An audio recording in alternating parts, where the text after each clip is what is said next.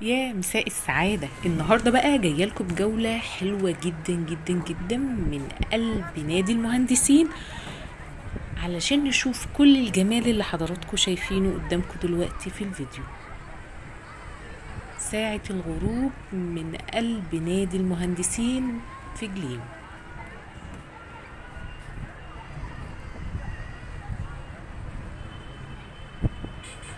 هنعرف مع بعض دلوقتي كل التفاصيل عن نادي المهندسين، بس لو حضرتك لسه جديد معانا على القناة ما تنساش تدعمني بالاشتراك.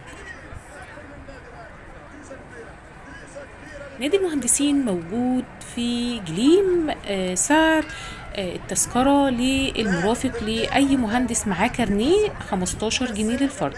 موجود باركنج كبير للعربيات، وسعر التذكرة للعربية 25 جنيه للباركنج طول النهار.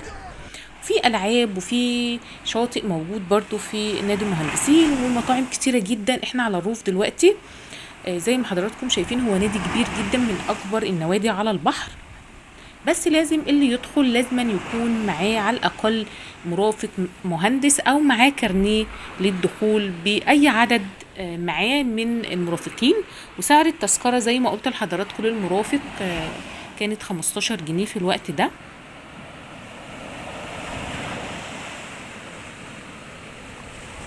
في مطاعم كتير وفي كافيهات كتير وفي كيدز اريا وفي حاجات كتيرة جدا، وعبارة عن ادوار. احنا كنا على الروف. طبعا المنظر زي ما حضراتكم شايفين جميل جدا جدا جدا ساعة الغروب.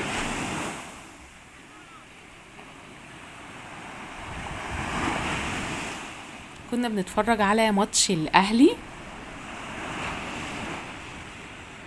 القعدة حلوة جدا جدا. انصح اي حد مهندس جاي ومعاه نادي، معاه كارنيه للنادي، يدخل يستمتع بجو نادي المهندسين.